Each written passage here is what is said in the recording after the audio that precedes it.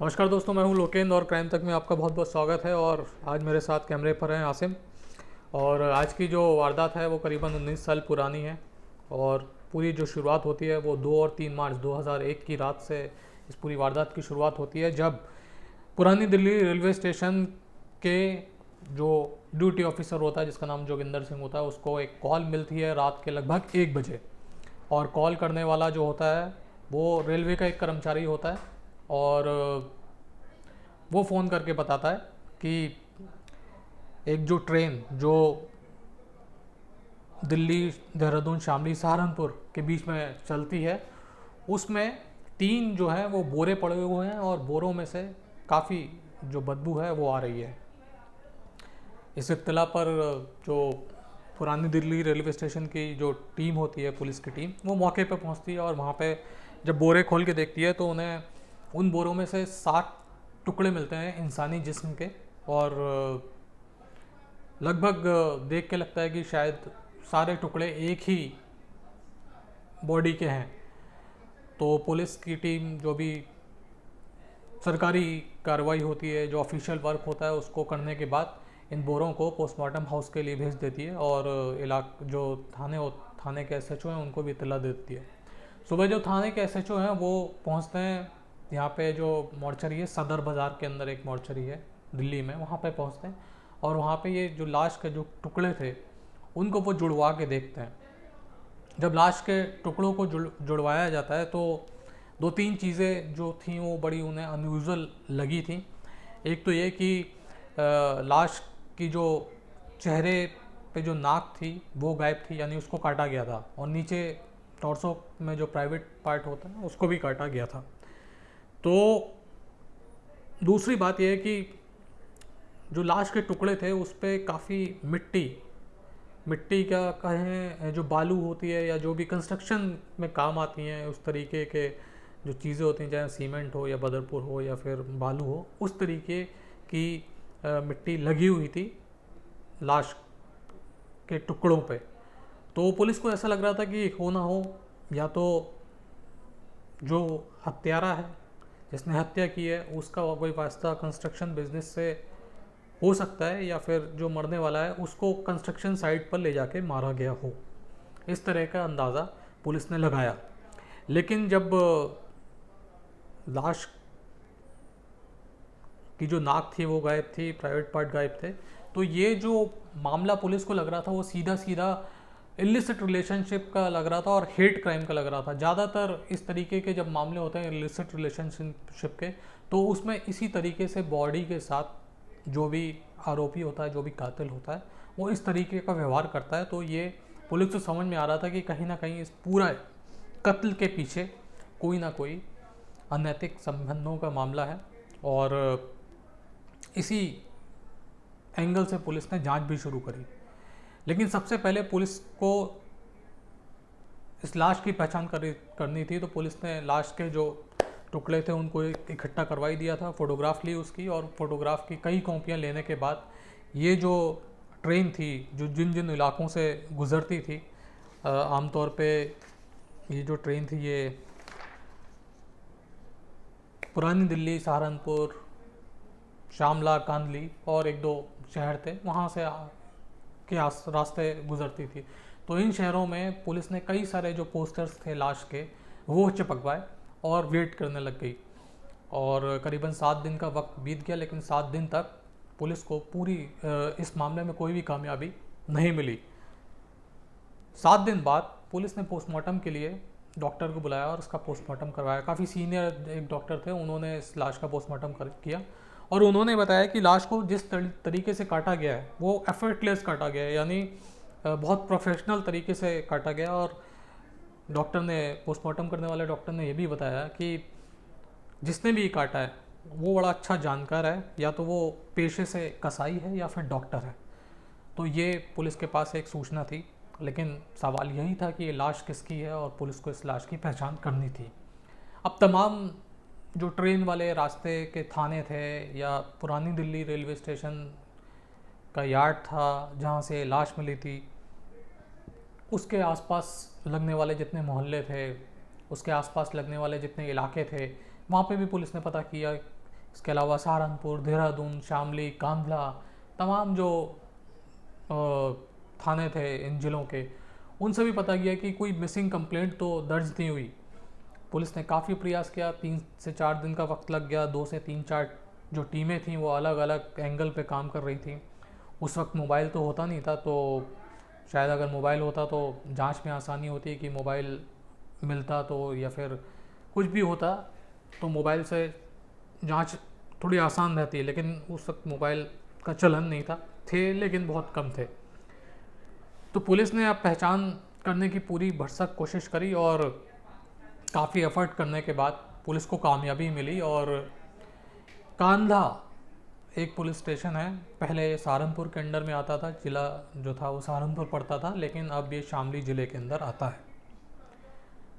तो कांधला में पुलिस को एक रिपोर्ट मिली, एक मिसिंग रिपोर्ट दर्ज करवाई गई थी। और ये मिसिंग रिपोर्ट एक दिल्ली के रहने वाले शख्स की थी, जो करीबन 20-21 तारीख या उसके बाद से वो गायब है। पुलिस ने अब ये मिसिंग रिपोर्ट ली और जो परिवार था, जो दिल्ली के ही रोहिणी इलाके में रहता था, उनसे पुलिस ने संपर्क किया और पूछा कि इस तरीके से हम लोगों को एक लाश मिली है पुरानी दिल्ली रेलवे स्टेशन पे, तो आप भी एक बार आइए और उसकी पहचान कर लीजिए। एक बात मैं आपको बताना भूल गया कि पुलिस ने जब लाश का मुआयना किया था तो 2 चीज़ें पुलिस को अनयूजुअल लगी थी। एक तो लाश के सीने पे एक मस्सा था जो यूनिक था, यानी आइडेंटिटी के लिए यूनिक था कि कोई पहचान कर सकता है इस तरीके के निशानों को देख के।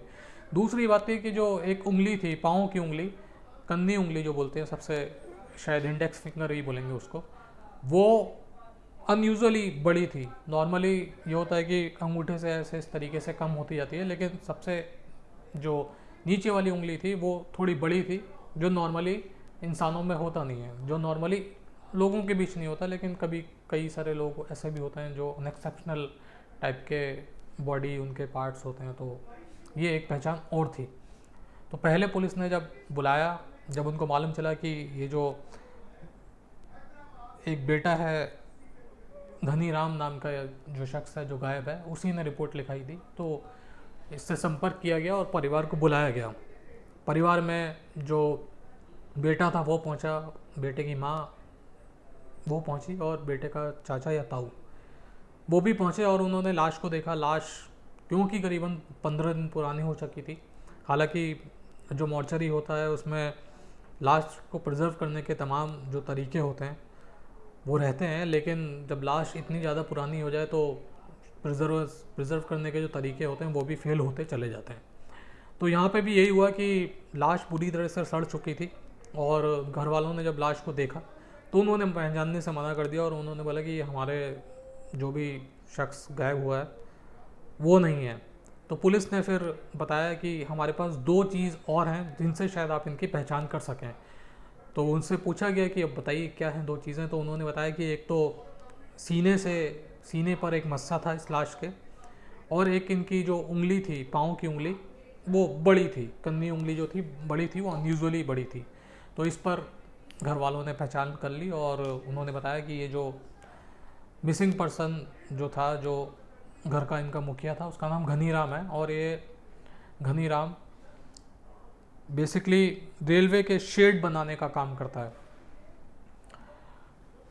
पुलिस ने और पूछताछ करी तो उसने बताया बेटे ने कि घनी राम के ही जानने वाले जो हैं वो कांधला में, यानी बिजनेस पार्टनर जो हैं वो कांधला में रहते हैं और सहारनपुर के कांधला में रहते हैं। और आखिरी बार जब उसके पिताजी निकले थे तो यही कह के निकले थे कि वो कांधला जा रहे हैं किसी काम से। इस पर ये जो लड़का है इसने यही भी बताया कि जब 2-3 दिन तक वो वापस नहीं लौटे तो वो उनकी तलाश करने के लिए कांधला गया। तो वहाँ पे जो इनके बिजनेस पार्टनर थे उन्होंने बताया कि वो यहाँ पे तो नहीं आए और हमारे पास आए भी थे तो, लेकिन कुछ घंटों का वक्त गुजारने के बाद थोड़ा बहुत जो एक बैंक का काम या उस तरीके से कागजात जो थे बिज़नेस के वो साइन करने के बाद वो यहाँ से चले गए और उसके बाद से हमें कुछ पता नहीं लगा। और उन्हीं के कहने पे ये जो लड़का था घनी राम का, ये कांधला पुलिस स्टेशन पहुंचा था और उसने वहाँ पे मिसिंग की कंप्लेंट अपने पिताजी की दर्ज करवाई थी। तो ये बात पुलिस ने इनको बताई। और जब लाश बरामद हो गई तो घर वालों ने ये शक जताया कि हो सकता है, हमें शक है कि ये जो घनीराम है उसकी गुमशुदगी के पीछे कांधला में जो इनके बिजनेस पार्टनर रहते हैं उनका हाथ हो सकता है। अब पुलिस को लगा कि शायद एक बार जो भी बिजनेस पार्टनर हैं उनसे पूछताछ की जानी चाहिए। पुलिस ने एक टीम फॉर्म करी और टीम फॉर्म करने के बाद पुलिस की टीम बताए गए जो कांधला में जगह थी, क्योंकि बेटा भी साथ में था मरने वाले का, उसको लेके वहाँ पे पहुँचे और इन लोगों ने एक तरीके से छापेमारी कर दी। पूछताछ के लिए नहीं बुलाया, वो सीधा पुलिस की टीम ने रेड कर दी। और जब पुलिस की टीम ने रेड करी और घर का मुआयना किया तो पुलिस को एक कमरे में खून के छींटे मिले। अब जब खून के छींटे मिले तो पुलिस ने पूछताछ करी और जब कड़ाई से पूछताछ करी तो पुलिस ने वहाँ से रिकवरी भी करी। रिकवरी में पुलिस को जो आरी थी वो मिली, क्योंकि लाश को आरी से ही काटा गया था। पोस्टमार्टम रिपोर्ट में भी ये बात बताई गई थी कि लाश को आरी से काटा गया है। तो आरी बरामद हो गई और तमाम जो चीज़ें थी बाकी की वो भी पुलिस ने बरामद करी। और पुलिस ने ये जो घनीराम के जो बिजनेस पार्टनर थे उनको हिरासत में लिया और हिरासत में लेने के बाद पूछताछ करनी शुरू की। जो हिरासत में लिए गए थे उसमें 4 लोग थे, 3 तो भाई थे सगे और एक उनका पिता। इनमें से एक भाई जो घनीराम के लड़के के साथ रिपोर्ट लिखवाने पहुंचा था वो पेशे से डॉक्टर था, डॉक्टर भी कहें ऐसे जो झोला छाप डॉक्टर, उस तरीके का वो डॉक्टर था। और जो एक जो पिता है और एक बेटा वो घनीराम का बिजनेस पार्टनर था और इन लोगों का काम भरतपुर में चल रहा था रेलवे शेड बनाने का। ये भी पता चला कि ये जो 3 भाइयों में से एक जो भाई है उसकी जो ससुराल है वो महरौली में है, दिल्ली की महरौली, साउथ दिल्ली में महरौली पड़ता है, वहाँ पर है। और महरौली में रहने वाली जो लड़की है जिससे इन भाइयों में से एक की शादी हुई है उससे घनीराम के नाजायज़ संबंध थे। और ये संबंधों के बारे में जब इन 3 भाइयों और पिता को मालूम चला तो इन्होंने घनीराम को काम के बहाने कांधला बुलाया और कांधला बुलाने के बाद इन्होंने इसकी गला घोंट कर हत्या कर दी। और उसके बाद फिर जो बॉडी के टुकड़े थे उनके 7 हिस्से किए, जिसमें जो झूला छाप डॉक्टर था वो आरी लेकर आया और आरी से घनीराम की बॉडी के टुकड़े करने के बाद 3 जो बोरे थे उनमें इन लोगों ने पैक किया। और शाम के टाइम ये जो ट्रेन है ये निकलती है दिल्ली की तरफ कांधला से, तो इन्होंने जो टुकड़े थे वो डब्बे में रख दिए।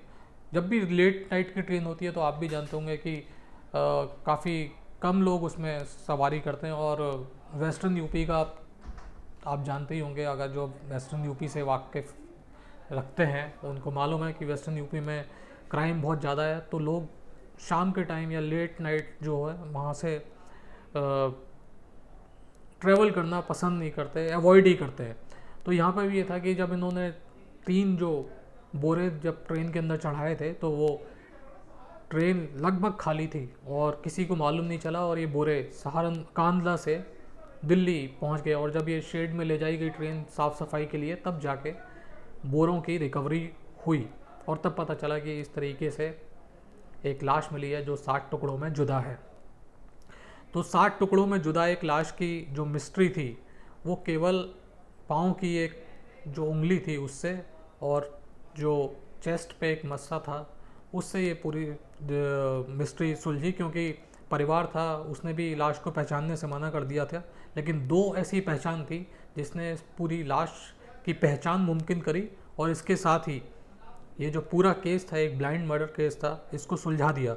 और आप इसमें दिल्ली पुलिस ने जो एफर्ट्स लगाए, पूरी जो दिल्ली पुलिस की टीम्स थी वो लगी रहीं और कई थानों के चक्कर लगाया। जिस तरीके से मैंने आपको रूट बताया था कि पुरानी दिल्ली, सहारनपुर, शामली, कांधला और भी जो आसपास के इलाके थे, रोहतक, यहाँ पर भी इन लोगों ने पूरी पुलिस की कई टीमें जो थी वो काम कर रही थी। और इन लोगों ने आखिरकार जाके जो बॉडी थी उसको आइडेंटिफाई किया।